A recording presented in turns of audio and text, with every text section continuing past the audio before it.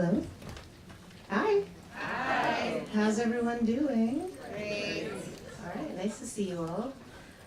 Welcome to the third annual Lea K. Green Artist Talk honoring Amy Sherald.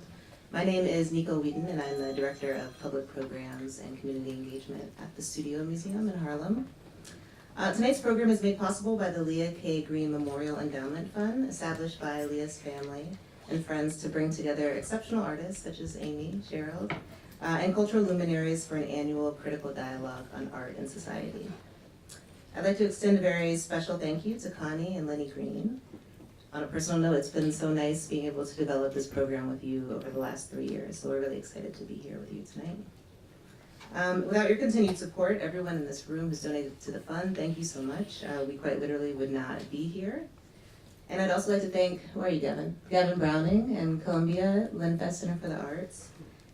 As many of you know, the Studio Museum is closed to the public. Currently, we have no art on view in preparation for a late fall groundbreaking of our new building. And so it's so critical in moments like this to have partners such as you, Gavin, and Columbia to welcome us in so that we can continue our programs. So thank you. I'd now like to introduce our speakers for tonight's program. You all know Thelma Golden and Amy Sherald. Okay, I'm gonna read a little bit of their bio, but you have these amazing printed brochures that have the whole thing. Thelma Golden has served as Director and Chief Curator of the Studio Museum in Harlem since 2005. In addition to her tireless work here at the museum, Golden serves as a member of the Committee for Preservation of the White House, a position she was appointed to by former President Barack Obama in 2010, and in 2015 joined the Barack Obama Foundation's Board of Directors. Golden also served as the 2015-16 chair of the New York City's Cultural Institutions Group, and currently serves on the Board of Trustees at the Los Angeles County Museum of Art. Amy Sherald was born in Columbus, Georgia in 1973, and currently lives in Baltimore, Maryland. She received her MFA in painting from the Maryland Institute College of Art in 2004. In 2016, Sherald was the first woman to win the, I'm gonna butcher this, Outwin Buchever Portrait Competition. Does anyone know that? Okay, Mazel, thank you. Grand prize, for which her work will be added to the Smithsonian's National Portrait Collection. She was later commissioned by the National Portrait Gallery to paint the official portrait of former First Lady Michelle Obama, which was unveiled in February of this year and is now also in their permanent collection. So please join me in welcoming them to the stage.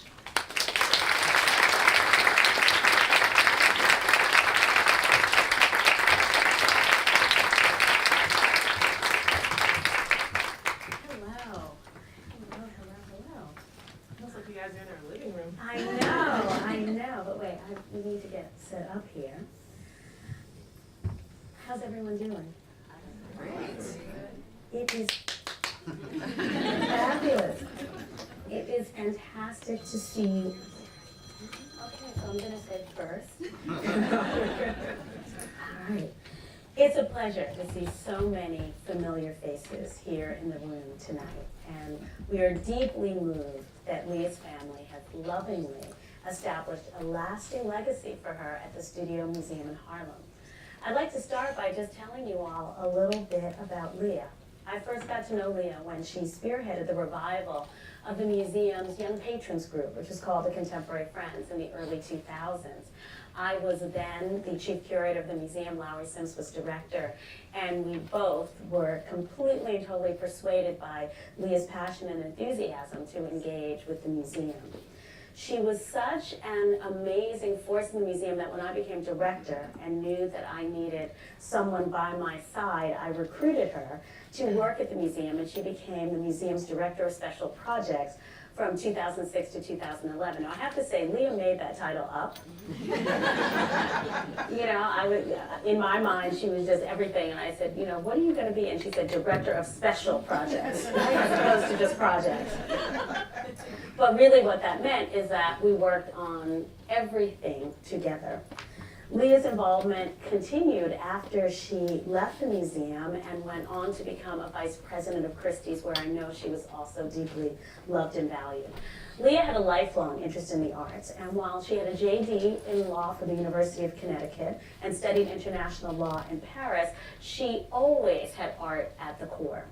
She received a master's in arts administration from NYU and combined this passion for art, her passion for the law and critical thinking, and her natural ability to connect with people made her an ideal colleague and a dear friend. She was really dedicated to artists and this idea of serving artists. And so much of our mission at the museum had artists at their center. So while on one hand she would bring her legal mind to the table in thinking about what we did, she always led with art first. So with her amazing legacy in mind, and me, of course, living with her memory every day as I do what we do at the Studio Museum, I am thrilled that we've gathered tonight to honor the amazing Amy Sherald.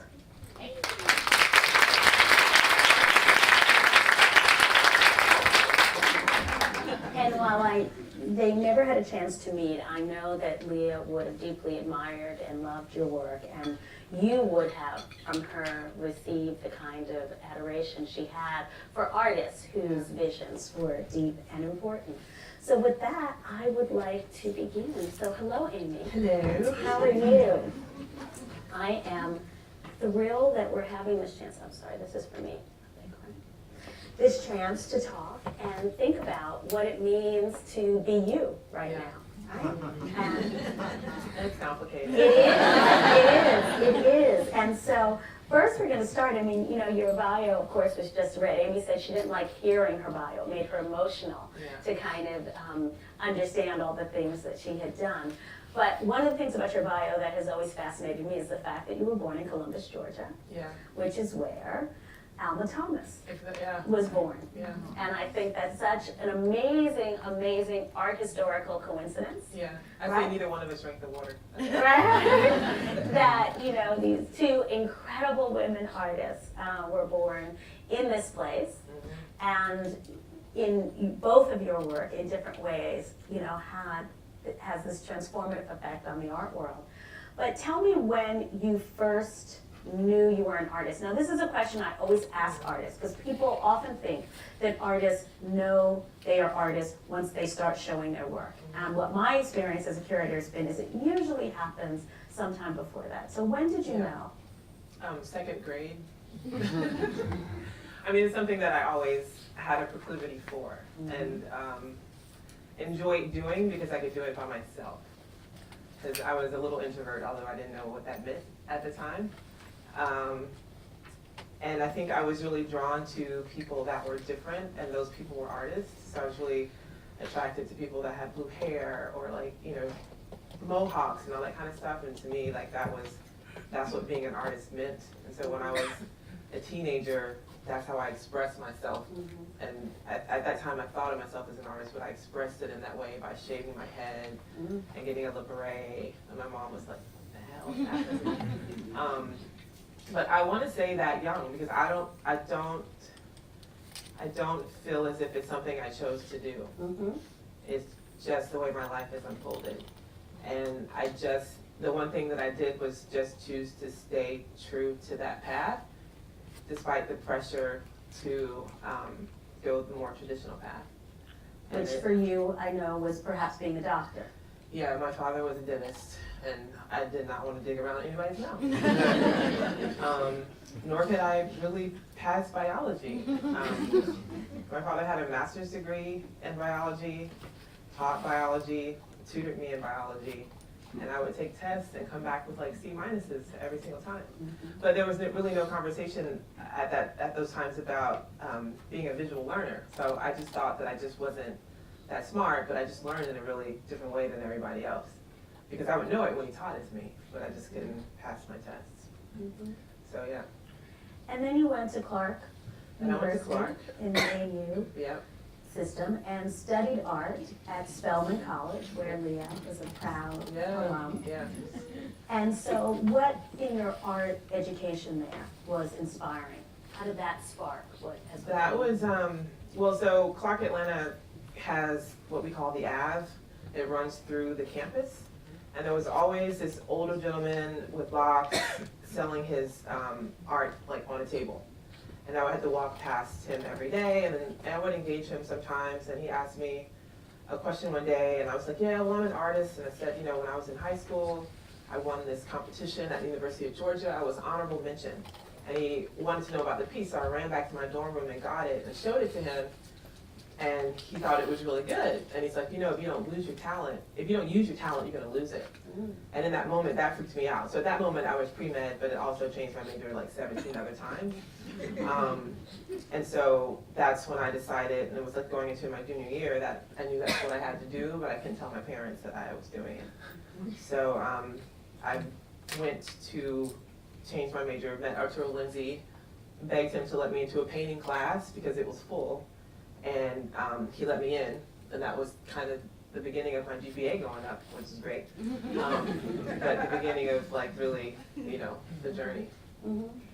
And during that time, you were a student, and then right after, you also studied abroad. So, can talk about what your art historical inspirations were at that time, because you were traveling, making art, seeing the world. Yeah, I mean, I worked for Arturo, and so I had the opportunities to install a whole installation of his at the Museum of Panama, like without him, which was at 24 years old, that was a huge deal.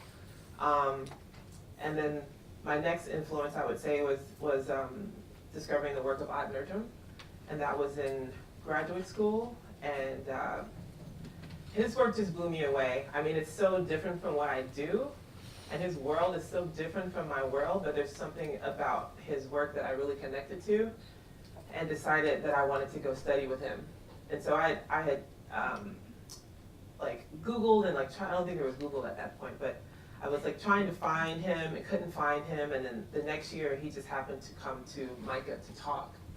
And I decided that I was gonna get there early and I was like gonna talk to him, which was a big deal for me.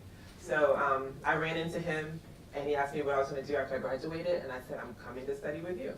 And he's like, oh, okay, we'll talk to my wife. So I talked to his wife, and I ended up there the next year. Right, so you left Atlanta, went to the Maryland Institute College of Art, and then got there in the MFA program. Yeah. And so what work were you making then? What was your work like? I call it my Sarah McLachlan phase. It was very, it's like feathers, lots of feathers and cocoons. Lots of copper paint, like just, you know, it was kind of bad. It was just kind of bad. It was like really romantic and very much like his work in a way, because I was really, again, inspired by that. And his work was poetic. My work, not so much. But yeah, I was just really trying to figure out who I was and what I wanted to paint. I really didn't know. So lots of bald-headed, I was painting bald-headed self-portraits. That's what I was painting, and I was naked, and I would like be amongst the trees, you know? Yeah. But somehow I got into grad school. I still don't know how. I say it was affirmative action.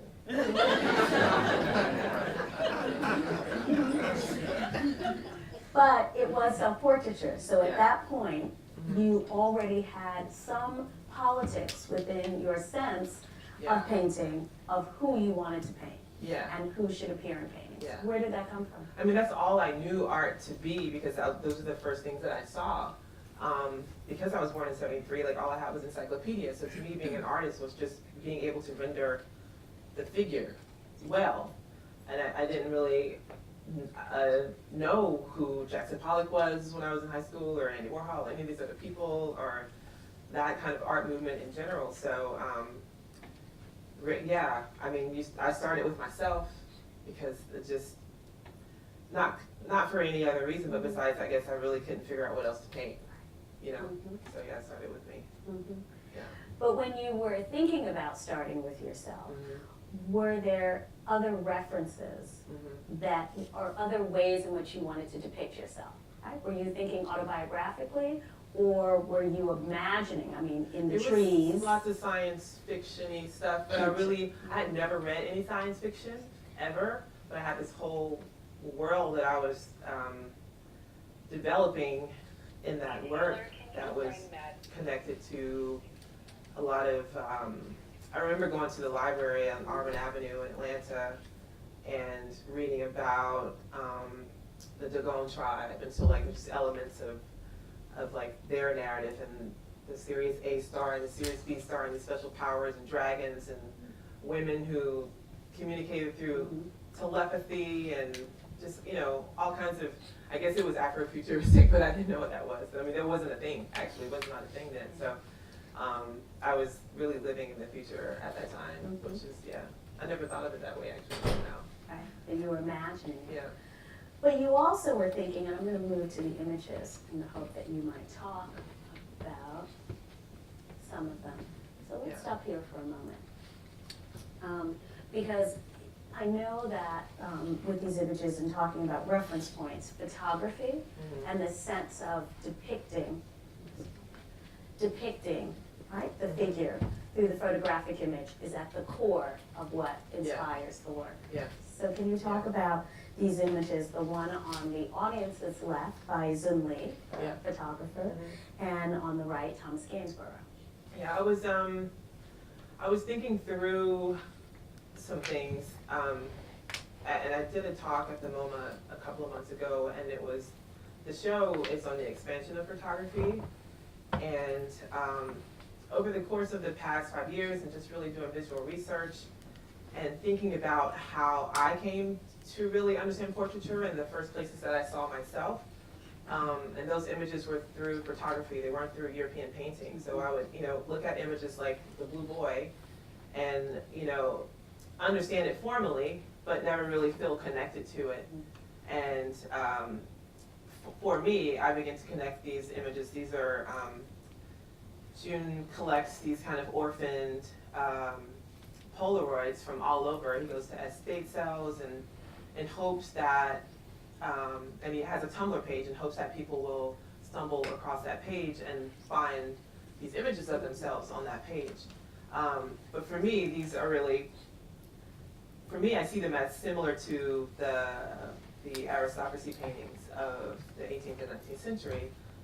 It's when we really begin to, after the image of the camera, present ourselves in the world in the way that we want it to be seen.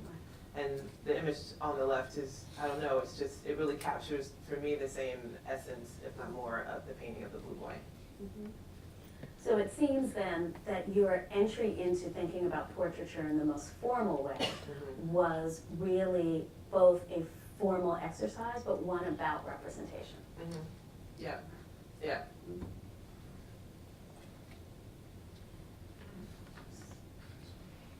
So, fast forwarding into a present, well prepared and maladjusted. One thing I have to say, I absolutely love Amy's titles. One of my favorite poets, Robin Cost Lewis, has a fantastic book. And, quite often, that the core of it is taken out of the titles, right, of works of art. So I really do think there is a book to be written that's just your titles. I love them, right, just all in a row.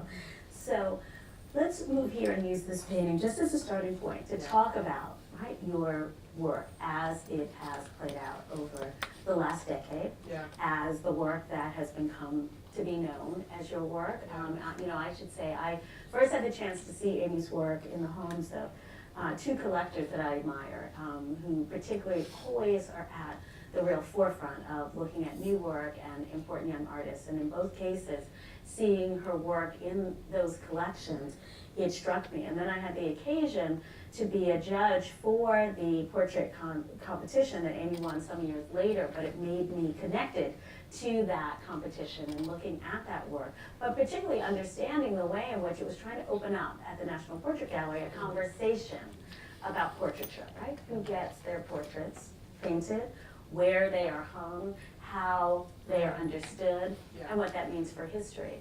And it feels like, at core, that has been your project.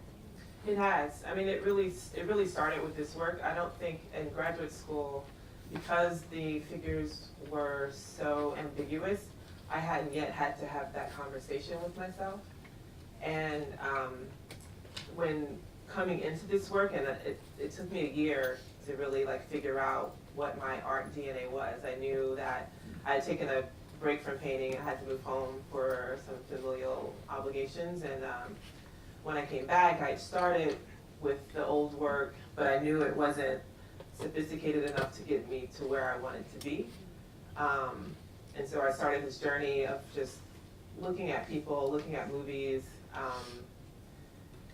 and I came across the film Big Fish. I think I'd already seen it once already, but in going to the library to look for other narratives that about Black Americans that were extricated from the dominant historical narrative and like not really finding those, I checked out that movie, and when I opened up the DVD, it was a long time ago, when I opened up, and watched it, it just like clicked for me, like it was a light bulb moment, but you actually feel the light bulb turn on in your brain. Has anybody else experienced that? So I really felt it pop, and I was like, this is it, and my soul just like expanded, you know? And so I did 2 other paintings before this one, but this painting was when it really all came together, and I really kind of figured out that the kind of Blackness that I wanted to exhibit was the kind of Blackness that I didn't get to see, and I say it specifically in the American art canon. And so it was just a presentation of a girl, and that's it. There's no contention, she's just there. Her skin color is gray, that leads into a different conversation.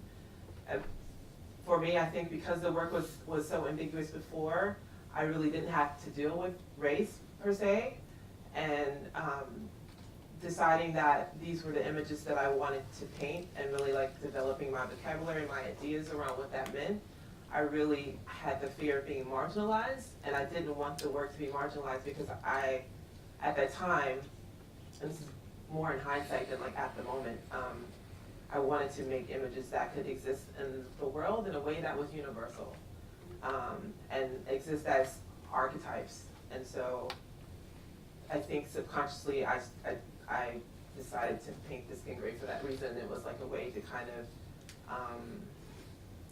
take away the ability for someone's inclination to look at something and relate to it, including ourselves, skin color first.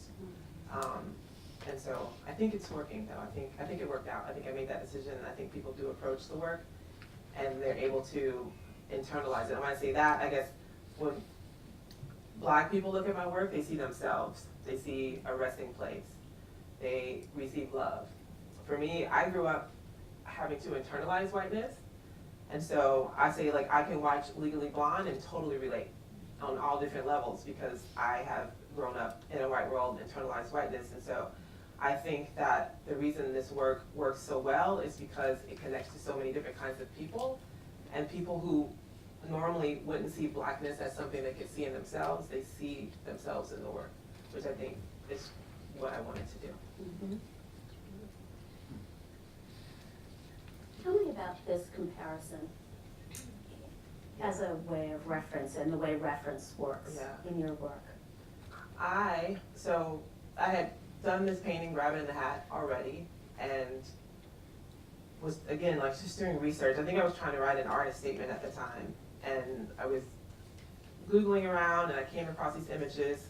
I didn't, at that point in time, it was like, I don't know, 2007 or something like that, and I hadn't really seen these images before. And when I came across this image, I was like, wow, I just made a painting just like this photograph. And so it was an affirmation for me that I was doing the right thing. The image is one of, I think, over 300 portraits that Du Bois curated and put together in 1904 in an exhibition in Paris.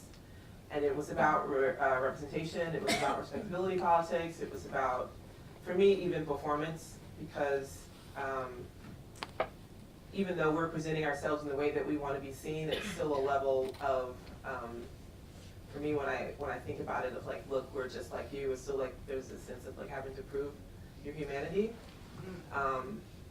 But they're really beautiful, and to be human is to be visible, and they're really humanized in those portraits. And so that just struck me, because they're almost the same. Mm-hmm. Yeah. I'm gonna let these move. This is a great title. They call me Redbone, but I'd rather be strawberry shortcake. Yeah. How do you, so Baltimore, Baltimore is so interesting because in the, late 20th century, early 21st century, we have so many representations of Baltimore in popular culture. Yeah. And then also within the context of the political landscape. Yeah. But after being at Maryland Institute College of Art, you chose to stay in Baltimore, Yep. right, to make your work. And it seems to have inspired your work deeply. How do you find your subjects? I just live my life, which makes it very difficult.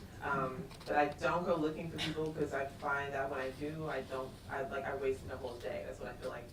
So, I mean, I can go to the grocery store, I can be on the train, like I was on the subway the other day, saw this guy standing there. The train was kind of crowded, so I got a little bit shy about walking across and like, hey, I want to paint you. So I chickened out, but my boyfriend luckily is like the expert, so he went and got him and brought him back over, and I was able to get his number. So yeah, it usually happens like that, and sometimes I'm driving up the street, I have to pull over, park my car, and like run back a block because I see somebody, and I just know they're the right person. And it's really difficult to explain what I see, but they are what make the paintings work, because whatever they hold inside of themselves, I am able to translate that with paint.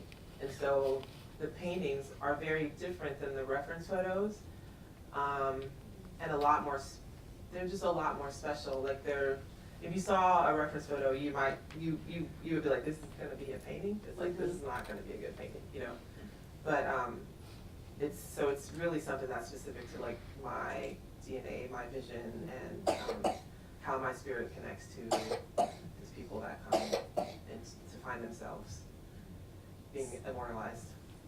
So what do you say to them? I mean, do you say, hi, I want to paint you? Do you know immediately when you see them that you actually want to?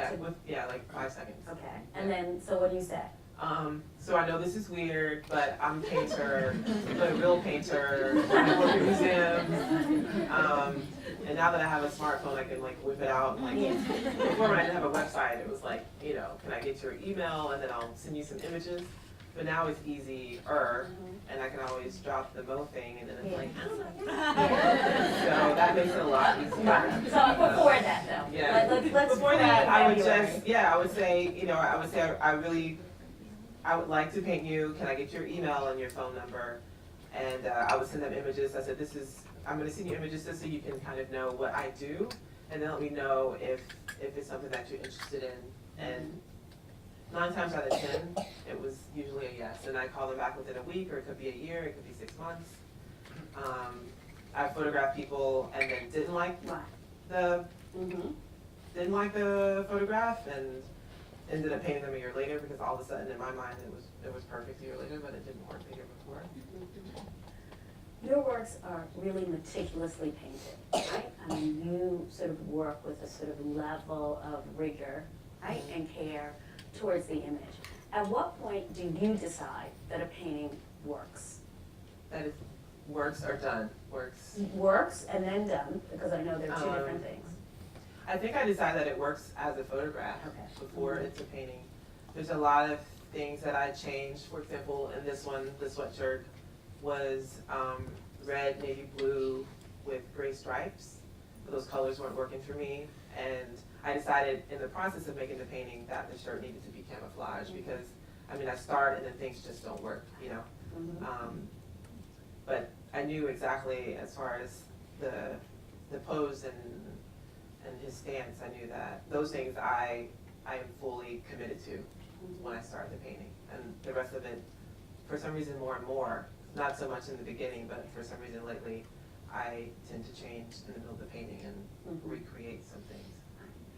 It also seems you talked about, your reasoning for using the grayscale, right? And having that. But it also, you made a conscious choice not to put your figures in an environment. Yeah. They live in this background of color. How did that begin and why? It's, I've never really been interested in backgrounds. I was just really solely interested in the figure. when I was in graduate school, I was making a painting that I didn't like, and I ended up pouring turpentine over it and laid it on the floor, convinced that I had destroyed it and very satisfied about that. And came back, and like some of the areas had this kind of speckling thing, and I didn't do anything with it for 2 years even, but it's like I came back to it because I realized it was something that could activate the space without taking away from the figure or placing the figure in context, because I think it, I don't know, I feel like there would be more pedestrian with the backgrounds. And yeah, I'm just really intently focused on their faces, on their eyes. Those things are what really interests me. And painting a bush behind them doesn't interest me. Yeah. But it also seems what this does is it means that they can't be placed in a place, Right. right? And Yeah. they can't. They're in a liminal space. Right. It's like they almost exist inside of a reimagining, like right in that moment of that, I guess.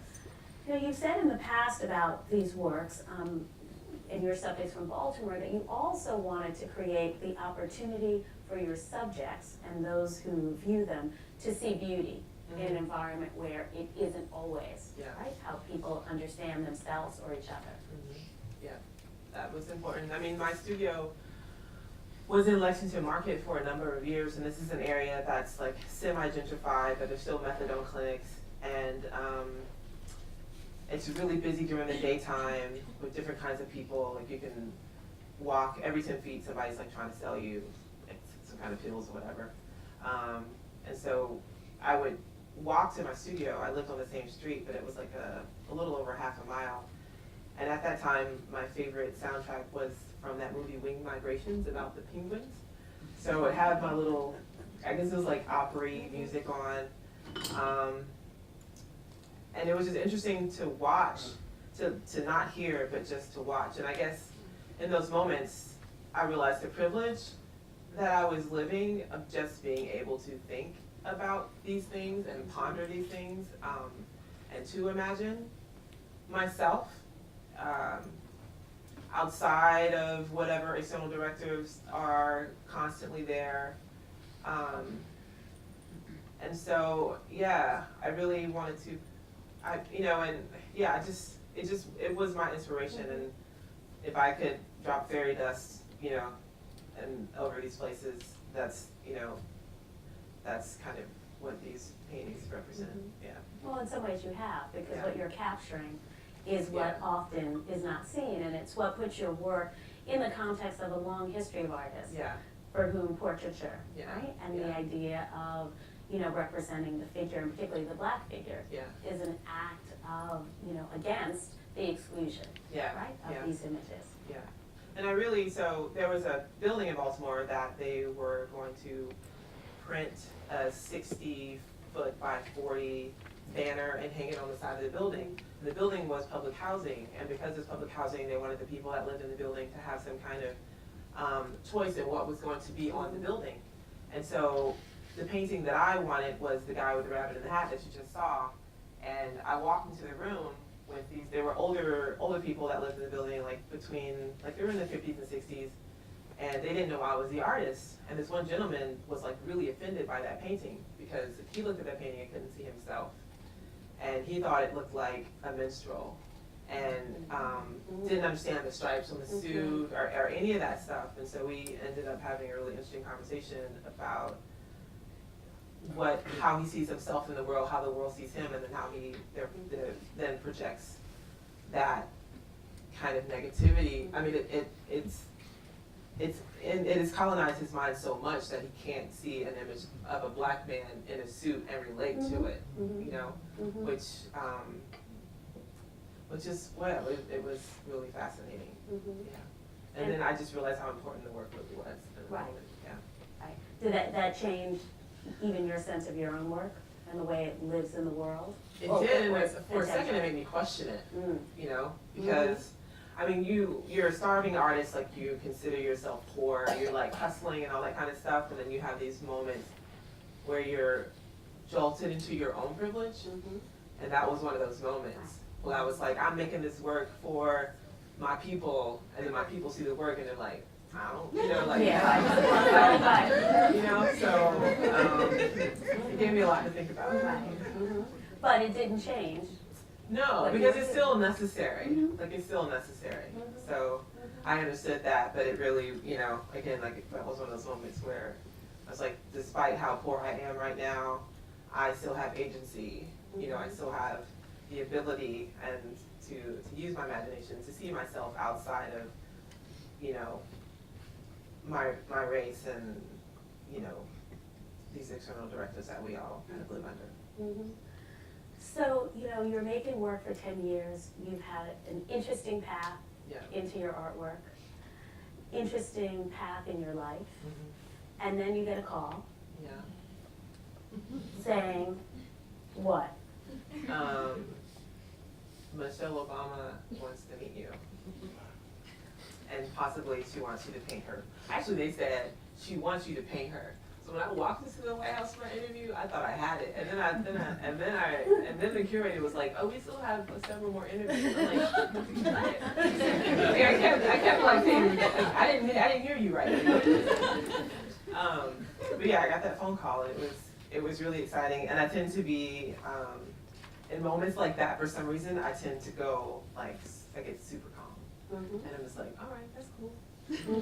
You know, so, yeah, it was exciting. It was exciting. I have my moments in my car when I'm driving where I think everything that I've accomplished in my life hits me. And, like, I cry for a second because I'm just like, this is so fucking cool. But it was good. It was a good day. So then you really get the call that says, you got the job. you got the job. Yeah. How did you approach this? Now, I know you talked about this, and I'm sure people have questions, but I'm interested more philosophically. Like, what were you thinking? I mean, you know, here was this huge responsibility, right? You were given the honor, the privilege, but also this super hard task of creating, no pressure at all, creating a portrait of our first African-American First Lady, someone who had been photographed a lot, millions of times, someone whose image was so familiar, right, to us in ways that made us all feel, right, an intimacy and ownership of our relationship to that image. So what did you think first, and how did you think you would approach this task? I think the first, I remember sitting down and being like, how am I going to do this? Like, how am I going to do this? And the first thing I did was just go online and look at all of the images, of, like, the ways that she presented herself on stage, off stage, with family, intimate moments with Barack, what her face was like when she was a little girl, and decided that I did not want to make a portrait of an image that looked anything familiar, anything that was like the kind of glamour, cheese, smile, you know, the Michelle that, it's not a performance, but it's the Michelle that is public. And I wanted to try to capture a private version of her, like something that was intimate, because I think with portraiture, that's why we paint. You know, there's something different than in a painting that for photography may not necessarily, some photographers can, but may not necessarily be able to, like, you know, pull from the sitter. And then you began with photography.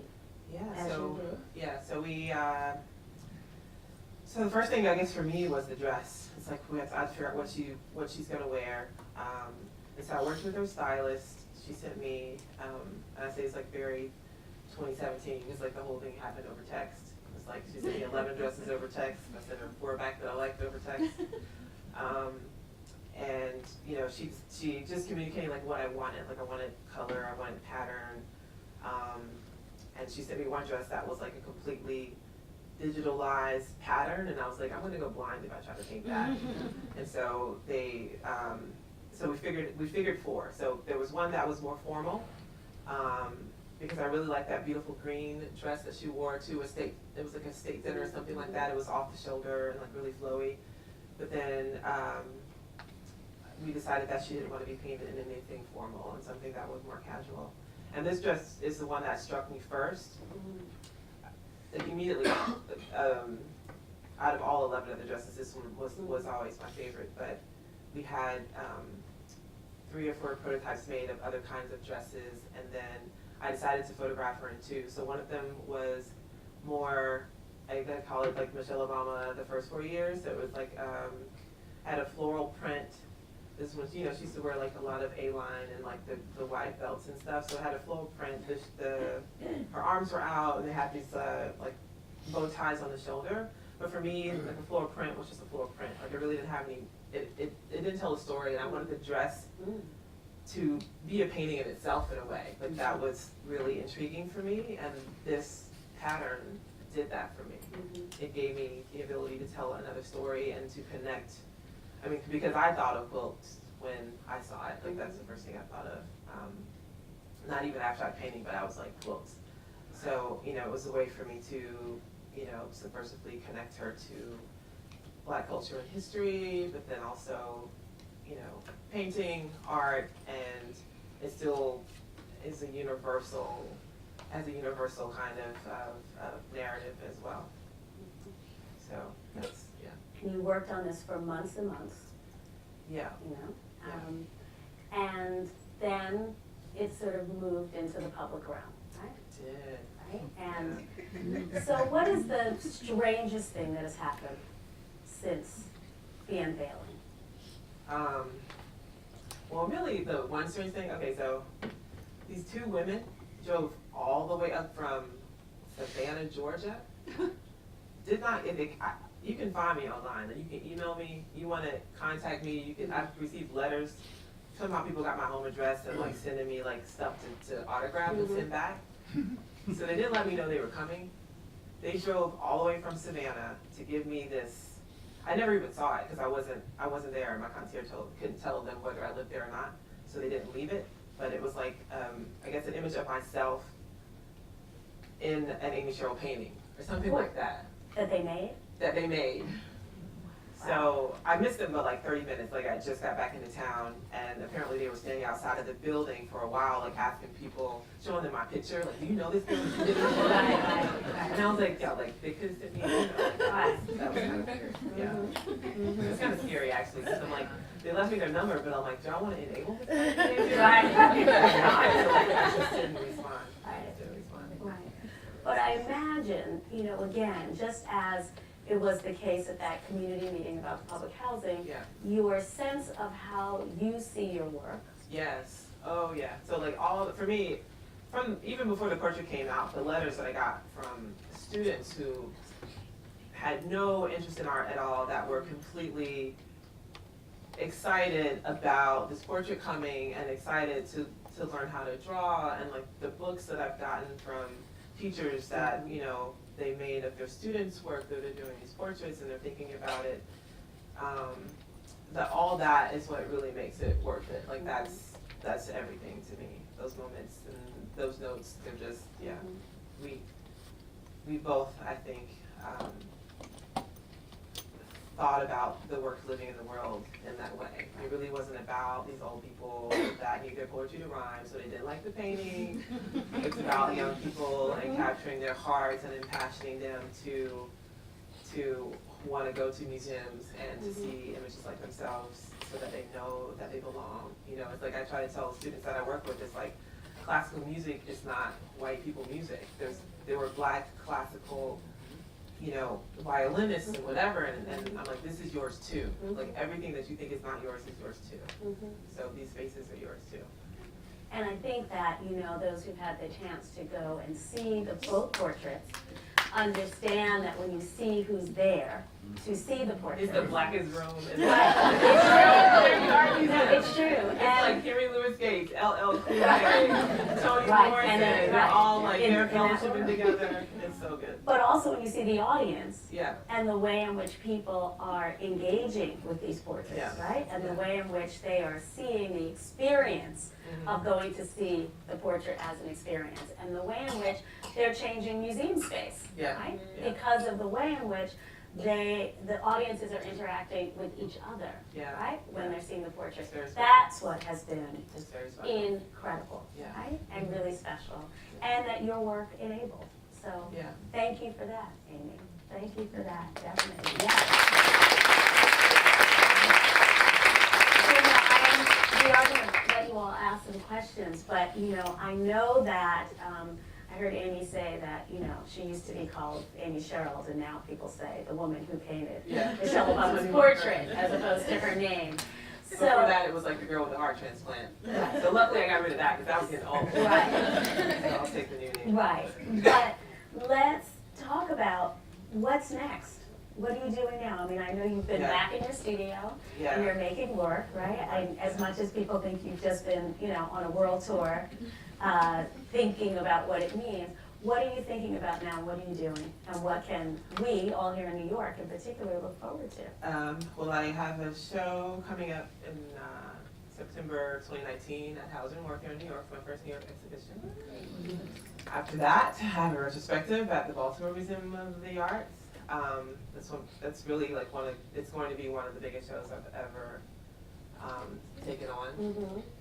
And really thinking about making some larger paintings. I tell people like this size was the perfect size for me because it was in my budget. It's like you're making work, you don't have a lot of money, and so you have to kind of like figure out how to make it work. And so I wanted to make figures that were life size, but these canvases, the stretchers didn't cost that much to make and like all that kind of stuff. So now that I have a little more change, I want to make some larger paintings and really explore like multi-figure canvases. Wow, so considering groups Yeah. and what that might mean. Yep. Fantastic. Yep. And what have you been looking at? What's been inspiring you? What have you been looking at? What have you been reading? What have you been listening to? And what can we imagine now that, as you just said, seeing someone on the subway, that you are also looking at people in the world? Yeah. How is that going to affect this new body of work?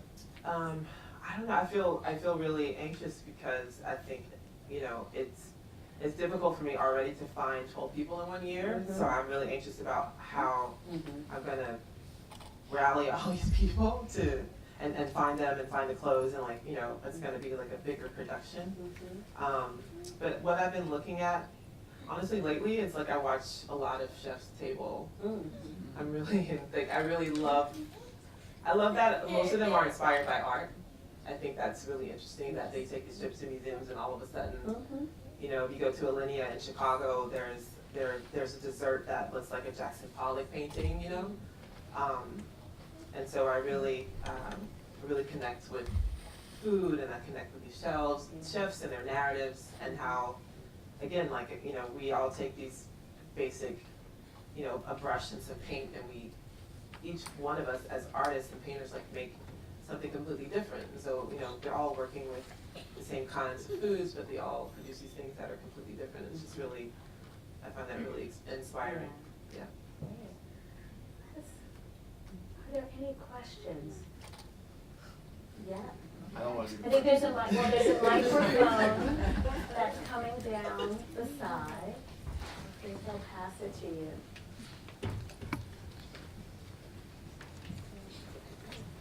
Well, so many thank yous. And first, I actually want to thank Connie Green, who I literally sat next to in church. I was drawn to her and sat down next to her. We made all these different connections, and we talked about art.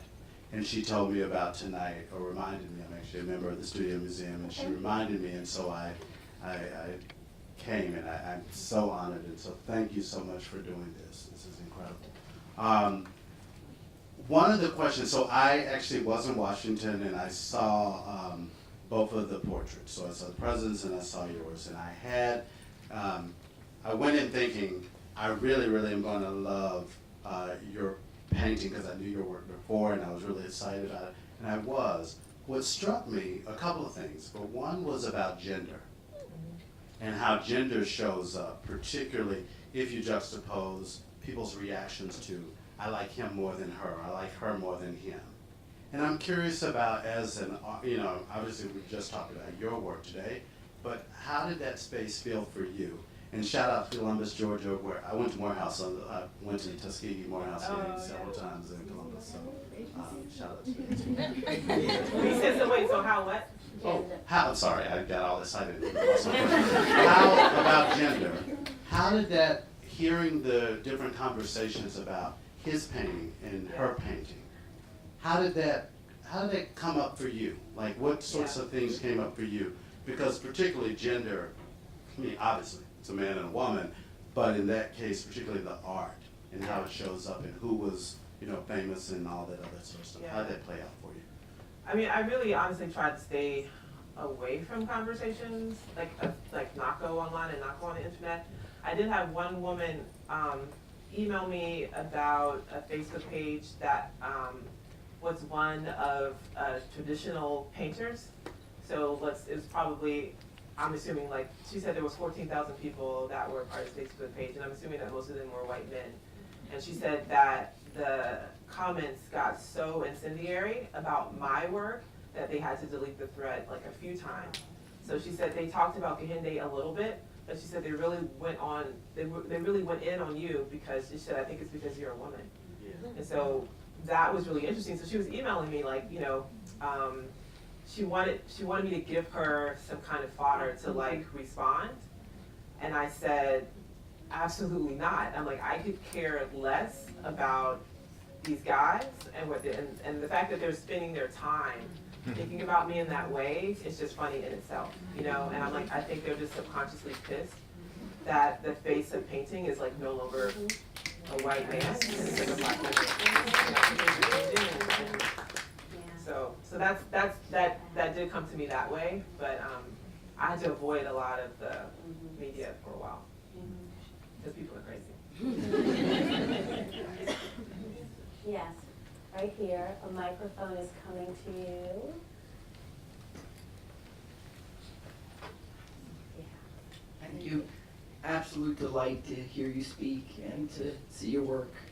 And I really appreciate how your decision to paint Michelle Obama, not the public person, it shows us a completely different side of her that I think a lot of people couldn't recognize because she's never been asked to be that private person in public, of course. And I guess I have two related questions. One is, have you been affected by the work of Alice Neal? Yeah, I love her. And the second is, do you consider painting a formal portrait of any white people? No, I don't. No. I mean, it's like, people ask me that, I'm like, come on, really? It's like, if you look at our history, it's like, I don't need to. It's like, I need to be painting my own ideal and it's not that I don't want to, like, if my friends wanted me to paint their kid or whatever, I would, but this is about something bigger than that. And I feel like most of the people that ask me that are only, they're not aware of the absence of me, but they come into a room with my work, and then all of a sudden they become aware of an absence of themselves that they can't translate to like the rest of the world, and so I don't. But yeah, Alice Neal, I love her. I saw her the documentary that her sons made about her, and it really made me question early on in life like whether I should have kids or not, because they were so kind of bitter about how she raised them. And then also studying with Grace Hardigan, it was kind of the same thing. Like she had this estranged relationship with her children, and so, I really honestly, I think I can safely say, like I had heart failure, so I couldn't have kids anyway, but I think I probably wouldn't have because of that. And now I'm 44 in love and like trying to have kids, so it's like, but she affected my life in that way, yeah. But her portraits are amazing. I'm so in love with her. Can I just defend my question for Yes, a you second? can. I'm not saying you're that white person. It's just that I was thinking of Alice Neal and her very, very unique touch, and your very unique touch, and how it transforms a person. Yeah. Well, what she does is necessary. I mean, it's necessary for white artists to paint black people. It's necessary. It's not necessary for me to. It's necessary for me to paint myself because I'm painting people that are already underrepresented, and it's necessary for these images to exist in the canon. And so for her to assist me in that way, for you know, artists in general, it's like it's what should be done. Okay. Can we, all right, we're gonna take it that way and then we'll come back. Ooh, be careful, microphone. Hi, please don't think that I'm trying to fit any artist into a box, Okay. but I wasn't familiar with the very first slide. And when you used the word science fiction in your talk, I connected the first slide with the Leipzig School. And I'm interested in what you might want to say about the intersection between portraiture and realism, because I see sort of a glowing, heightened realism that's kind of magical realism. Yeah. I mean, I don't consider it magical. I consider myself an American realist. And not many, I guess maybe Bill Bartlett does, because I mean, he's the one artist that I say actually had influence over me, because I didn't really know, they weren't teaching black artists when I was in grad school, so they weren't teaching Carrie James or Bartlett Hendricks, so I didn't know who they were when I embarked on this journey. But I think that, wait, I forgot the question. What did you say? What was the question? Yeah. So I consider myself American realist. And I consider this realism. I don't consider it magical because these are real people. And the skin color may not be there, but I'm still telling very real stories, and I'm still painting everyday people, if that makes sense.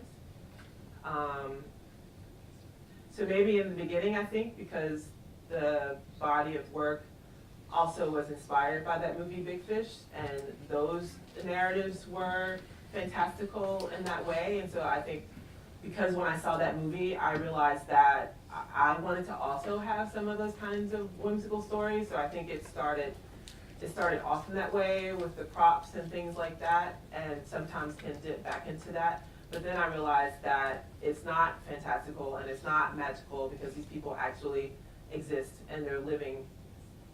We're all living together now, and so I'm just documenting Baltimoreans that are already American and being themselves. All right, is there a microphone on this side? Yeah, right here.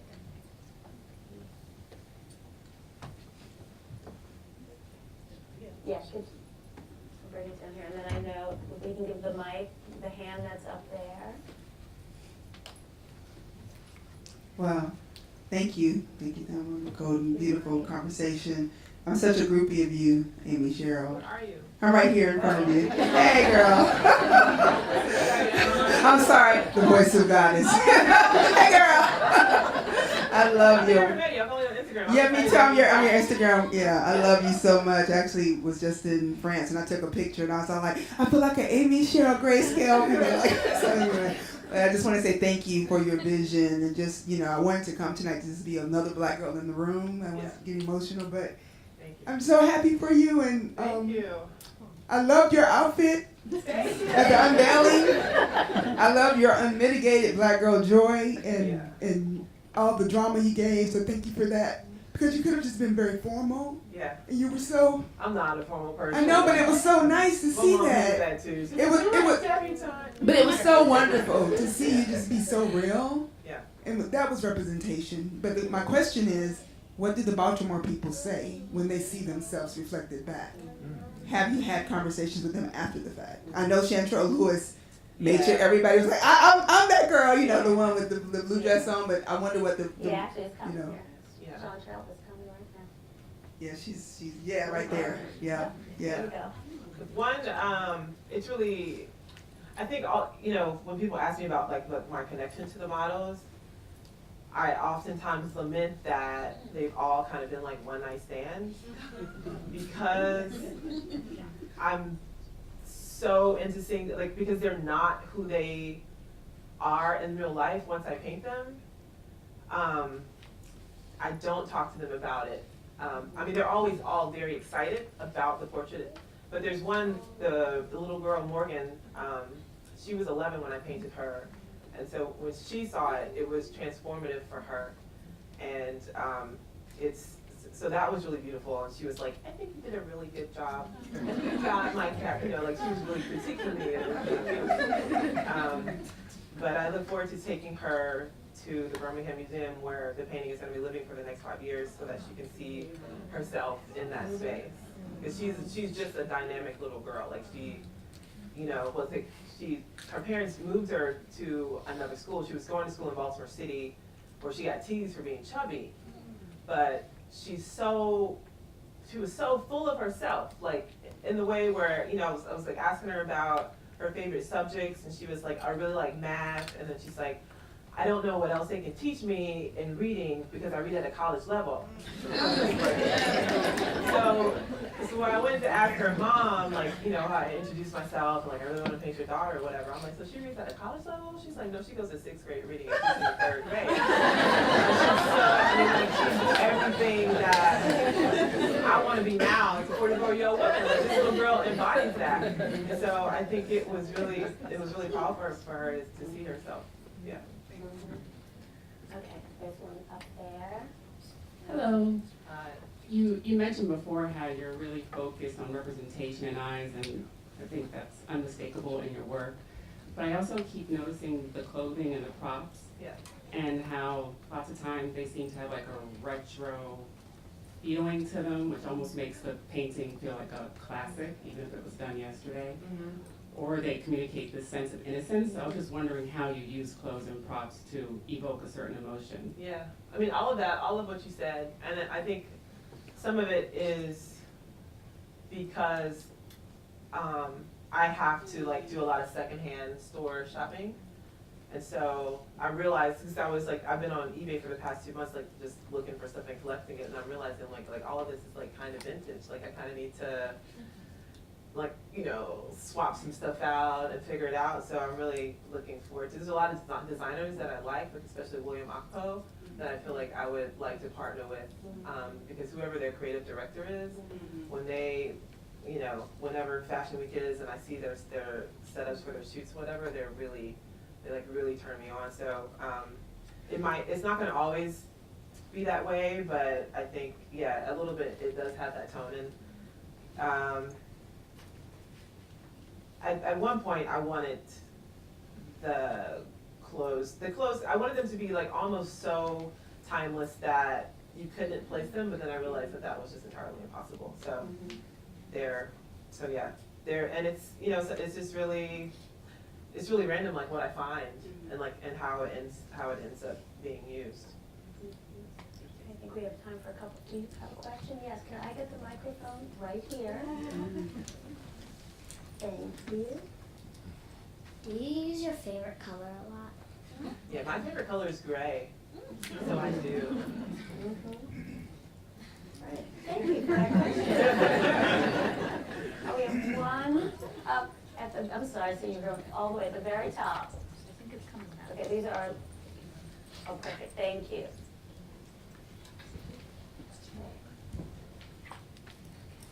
Hi. How are you? Good. I really wanted to ask, as a Black artist myself, how do you navigate, as you're saying with the public housing, how the man just didn't seem to get it? I feel like that comes from a place of a lot of like not general art education. How do you navigate explaining yourself without kind of feeling discouraged about your work? I have a problem explaining myself without making other people feel dumb. Like I don't get discouraged. I think it's like having to, I mean, and I think for me too, it's a lot easier because my work is not, my work is the starting point for art history, essentially, right? Because if you know art, then you were taken on the journey of like figurative painting, and then you saw it transform, and like music was doing the same thing. So it was like abstract expressionism, and then serialism, and it's like, is this music, is this noise? Like, is this art, or is it not art? And so I don't quite have to go there with those kinds of conversations, because the work is it's easily understood, you know, if that makes sense. Does that answer your One question? more, sorry, Yeah. as a follow-up. When you were first starting out, did you have that same kind of confidence about your work? No, and it's on and off. You know what I mean? It's like, I think I have a healthy dose of self-doubt, and I think it's what keeps you pushing forward. So I still am self-deprecating. I still don't think I'm good enough some days. I still don't know why I'm here. You know what I mean? It's like there's still things that, you know, that I think come into play. But then you just realize, like, you make the work that you make, and that's all that you can do. Like, this is what I do. If somebody didn't like it, if nobody liked it, it's still what I do. It's just what I do. So it's just like I got lucky that I make something that people can appreciate. But if not, it's like that's what your DNA is, and that's what you make. And so it's like you just have to accept yourself for what you are and what you make. Thank you. Thank you.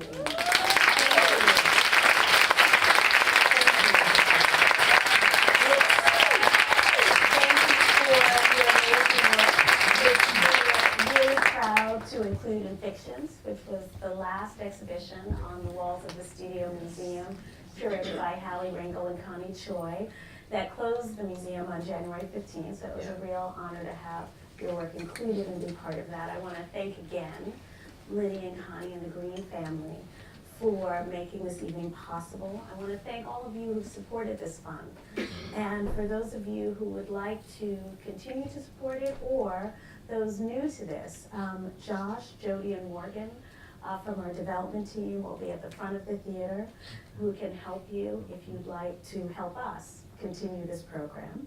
And of course, you can contact the museum's development office at any time. I also want to thank our colleagues at Columbia University School of the Arts. As Nico said, it is very bittersweet for us to be closed, but as you all know, we are closed on our way to something great, right? Our new building, designed by David Adjei Associates, and Cooper Robertson.